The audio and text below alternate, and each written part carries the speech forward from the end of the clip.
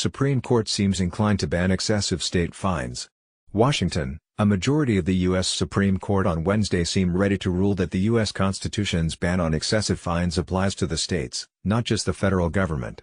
That would be a victory for Tyson Timbs of Indiana. Police took away his expensive Land Rover SUV after he was convicted of selling heroin to undercover police officers.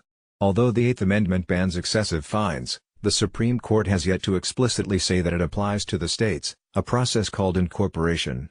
But some justices indicated during Wednesday's oral argument that they considered that already accomplished as a practical matter. Here we are in 2018 still litigating incorporation of the Bill of Rights. Really? Come on, General, Justice Neil Gorsuch said to Indiana Solicitor General Thomas Fisher. The Eighth Amendment's other two restrictions, forbidding cruel and unusual punishment and banning excessive bail, were previously declared to restrict state as well as federal authority.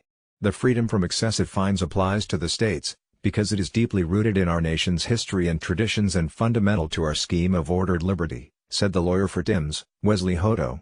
A majority of the court seemed to agree. Justice Stephen Breyer asked Fisher if police could seize the car of someone caught speeding.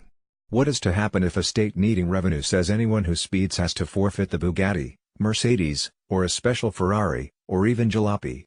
Those cars could be seized, Fisher said. Timbs became addicted to an opioid prescription for persistent foot pain. When that supply ran out, he turned to drug dealers and eventually to heroin. To pay for his addiction, he began dealing heroin and was arrested after he twice sold to undercover police officers. The police said he used his car to facilitate the drug deals, a $42,000 Land Rover that he bought with money he received from his father's life insurance policy, and the state instituted a forfeiture lawsuit to take it away from him.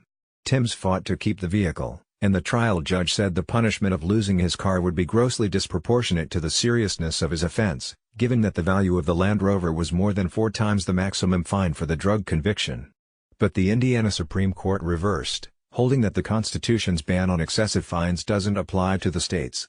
Indiana argued that even if the ban on excessive fines applies to the states, the restriction should involve only personal fines that a person has to pay, not on the seizure of property used to commit a crime. Civil liberties groups, led by the ACLU, urged the court to rule for Timbs. They say the past 30 years had brought an unprecedented rise in fines, fees, and forfeitures driven by a quest to generate revenue and to fund state and local justice systems. With such an increase in forfeitures, Justice Sonia Sotomayor said many of them seem grossly disproportionate to the crimes being charged. The court will issue its decision by the end of the term in late June. Pete Williams is an NBC News correspondent who covers the Justice Department and the Supreme Court, based in Washington.